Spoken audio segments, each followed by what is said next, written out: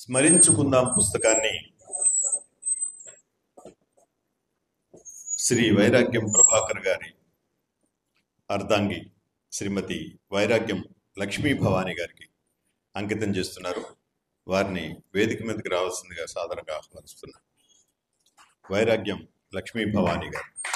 భవానీ సాహిత్య వేదిక ఎందుకు పెట్టిండ్రో ఇప్పుడు తెలిసిందా? చెప్పండి. భవానీ సాహిత్య వేదికకు వెనుక ఉన్న భవానీ వీరు.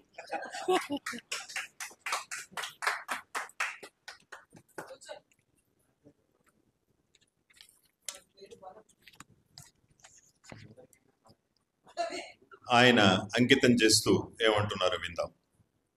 ఆమె నా జీవితం, ఆమె నా సర్వస్వం, ఆమె నా హృదయ చలనం, ఆమె నా ఉచ్ఛ్వాస నిశ్వాసల గమనం, నా హృదయ సామ్రాజ్ఞి, నా ఇంటి దేవత, నా చిటికెన వేలు పట్టుకుని నడుస్తుంది, కాదు కాదు నడిపిస్తుంది. అప్పుడప్పుడు కలిగే నా అసహనాన్ని సహిస్తుంది, నా కోపాన్ని మౌనంగా భరిస్తుంది. నన్ను అర్థం చేసుకుని అమలా ఆదరిస్తుంది, నాన్నల హక్కున చేర్చుకుంటుంది, సోదరుల మార్గం చూపుతుంది. అనుక్షణం నీడలా ఉండి నా సాహిత్య ప్రస్థానానికి కనిపించని పునాదిగా నిలిచింది. ఏమిచ్చి తీర్చగలను ఆమె రుణం? నా ఈ సృజన ఆమెకే అంకితం. చందునికో నూలు పోగుల.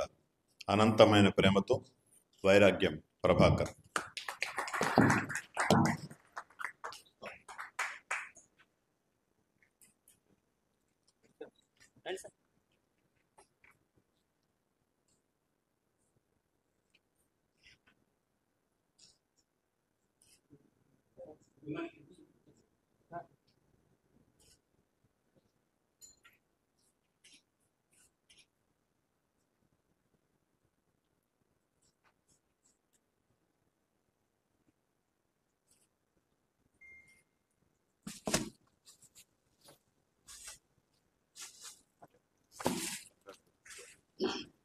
ఈరోజు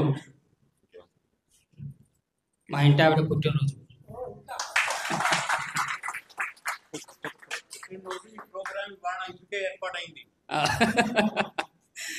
కాబట్టి ఈరోజు మీ అందరి సమక్షంలో కేక్ కట్ చేస్తుంది.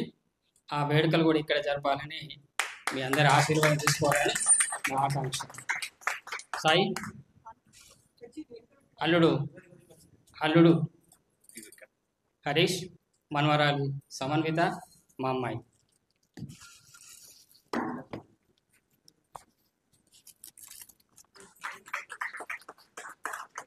ఒకటే దండ తెచ్చిండ్రా? ఇంకోటి మీకు వేయద్దా? సరే, ఇక పుట్టినరోజు కదా, మ్యారేజ్ అంటే వేసుకుందాం కానీ వేయండి, మీరు ఏం కాదు.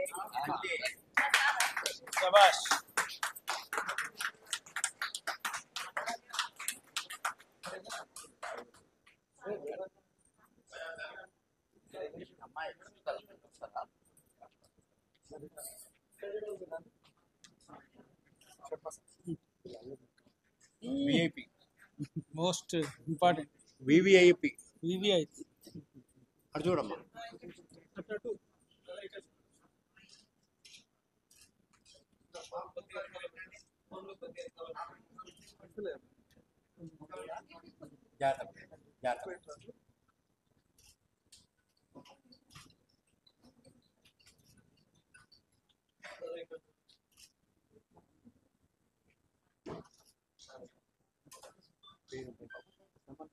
సమన్విత.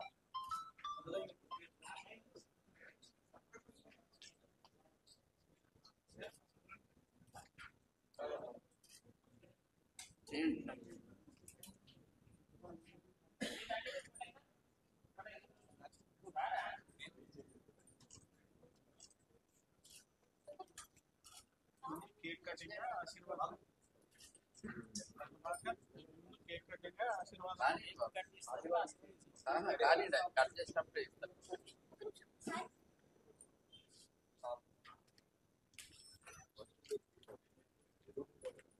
మీరు కట్ చేయొస్తుందా? చేయకపోతే అందరికి అట్లా కట్ చేయడానికి.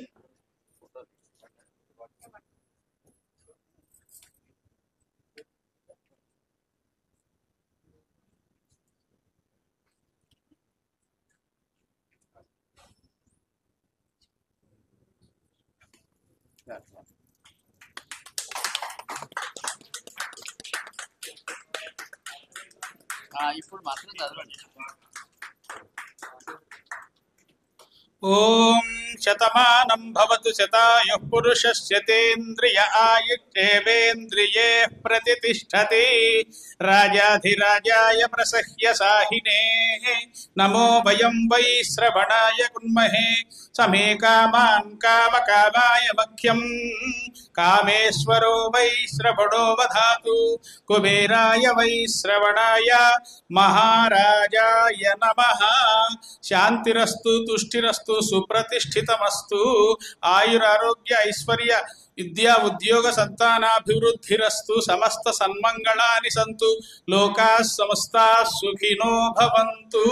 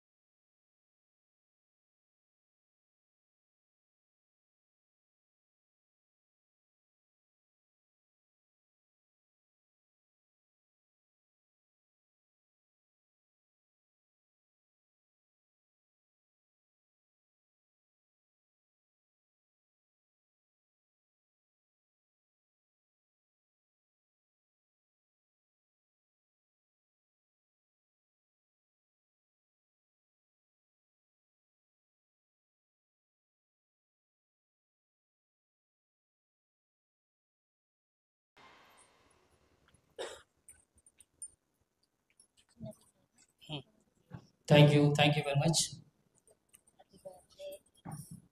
ఓకే, కార్యక్రమంలోకి వెళ్ళిపోదాం.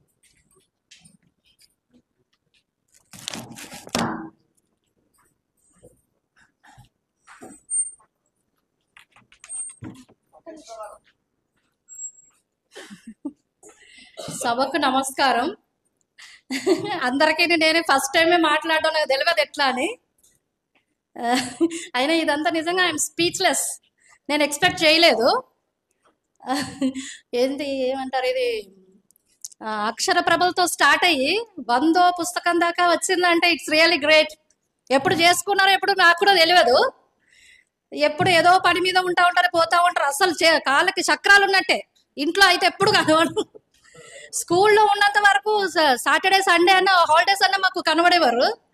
ఇప్పుడు అట్లా కాదు, మొత్తం is full fledged on his job అన్నట్టు.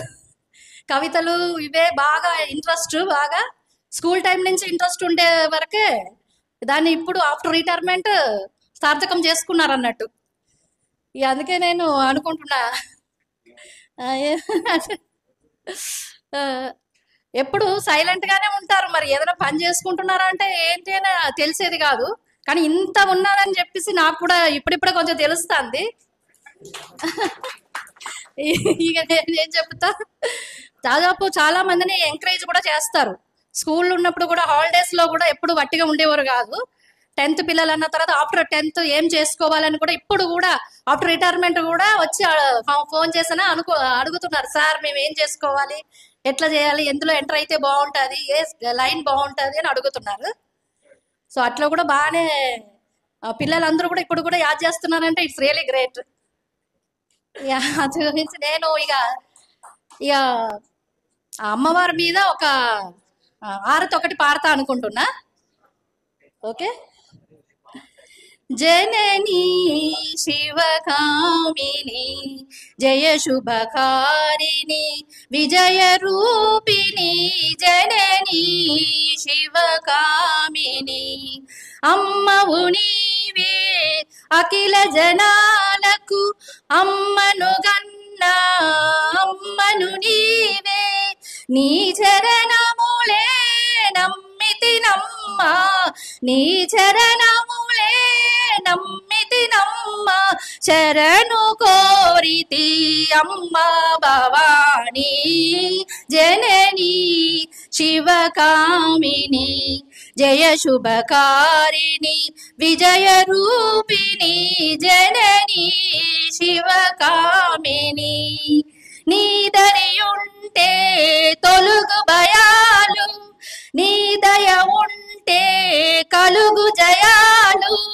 నీ దరి ఉంటే తొలుగు భయాలు నీ దయ ఉంటే కలుగు జయాలు నిరతము మాకు నీడగా నిలిచి నిరతము మాకు నీడగా నిలిచి జయములియవే అమ్మా భవానీ జననీ శివకామిని జయ శుభకారిణి విజయ రూపిణి జననీ శివకామిని. ధన్యవాదములు. వాస్తవానికి తమిళ పిల్ల అవునా? మద్రాస్ అమ్మ నాన్న ఒక తమిళమ్మయ్య. ఆ.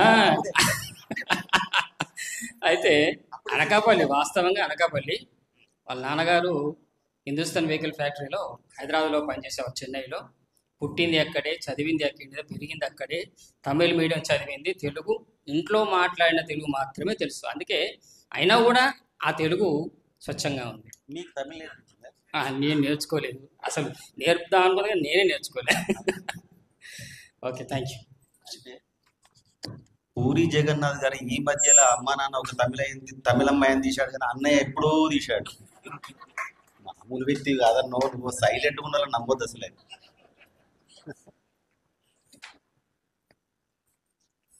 వాళ్ళ అన్నగారి కోరిక మేరకు ఆవిడ మొత్తానికి గొంతు విప్పారు. ఏ కవికైనా కళాకారుడికైనా అటు భర్త లేదా ఇటు భార్య సహకరించకపోతే ఈ స్థాయిలో మనం పనిచేయలేమన్న సంగతి ఇక్కడ ఉన్న ముఖ్యంగా మా మౌనకి బాగా తెలుసు. ఎందుకంటే ఒకరి ఇష్టం మరొకరికి కష్టంగా మారుతుంది ఈ ప్రపంచంలో. ఒకరి ఇష్టాన్ని ఒకరు గౌరవించుకున్నప్పుడు బంధాలు బలపడతాయనేది నేను నమ్ముతాను. అలా ఆవిడ సహకరించబట్టే ఈరోజు ఈ 100వ పుస్తక ఆవిష్కరణ జరిగింది. ఆయన గాయకుడు అనుకుంటే ఇప్పుడు ఇంకో గాయని కూడా ఆ ఇంట్లోనే ఉంది. యుగళ గీతాలు అద్భుతంగా పాడుకోవచ్చు ఇంట్లో. అందుకని వారిద్దరికి కూడా అభినందనలు తెలియజేస్తూ మరొక పుస్తకం మారని బతుకులు అంకితోత్సవం జరుగుతుంది. ఇప్పుడు వారి అమ్మగారు గుండవరం శాంతాదేవి గారికి ఈ పుస్తకాన్ని అంకితం చేస్తున్నారు. గుండవరం కొండలరావు గారు వారి అమ్మగారికి అంకితం చేస్తున్నారు. వారిని వేదిక మీదకి, అమ్మగారు రాలేకపోయారట, ఇప్పుడు భార్య రమాదేవి గారికి ఆ పుస్తకాన్ని అంకితం చేస్తున్నారు.